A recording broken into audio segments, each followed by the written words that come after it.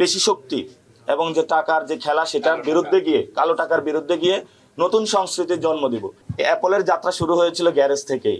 ইনশাল্লাহ আমাদের যে আজাদির যাত্রা, ঢাকা আটের ন্যায়ের এবং অন্যায়ের বিরুদ্ধে রুখে দাঁড়াবার যে লড়াই, এটা এই গ্যারেজ থেকে শুরু হয়েছে। এটা কোনো এমপি অফিস হবে না, এটা জনগণের অফিস। অর্থাৎ একটা দোকানে গিয়ে সবাই যেভাবে আড্ডা দেয়, চা খায়, এখানে সবাই আসবে, আড্ডা দিবে, চা খাবে। আপনারা দেখেছেন এটা একটা গ্যারেজ ছিল, এটা কিন্তু একটা গ্যারেজ ছিল। এই জায়গাতে অনেক ময়লা ছিল, ময়লাগুলো আমরা পরিষ্কার করেছি নিজ হাতে এবং আমরা বলেছি যে আমরা পেশি শক্তি এবং যে টাকার যে খেলা সেটার বিরুদ্ধে গিয়ে, কালো টাকার বিরুদ্ধে গিয়ে নতুন সংস্কৃতির জন্ম দিব। আমি এই পরিস্থিতিতে যেতে পারি না, আমি 50 লাখ টাকা অ্যাডভান্স দিব, চুক্তিপত্র করব, তারপরে কোথাও বড় একটি অফিস নিব। অ্যাপলের যাত্রা শুরু হয়েছিল গ্যারেজ থেকেই।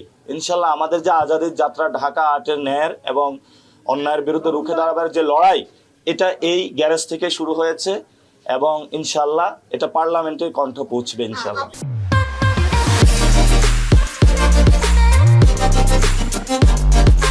আমাদের একটা কল সেন্টার থাকবে যেখানে মানুষ সমস্যাগুলো জানাতে পারবে।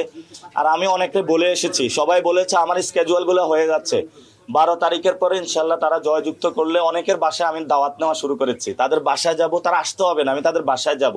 আর সবসময় ইনশাল্লাহ আমি অফিসে থাকবো। এটা কোনো এমপি অফিস হবে না, এটা জনগণের অফিস। অর্থাৎ একটা দোকানে গিয়ে সবাই যেভাবে আড্ডা দেয়, চা খায়, এখানে সবাই আসবে, আড্ডা দিবে, চা খাবে।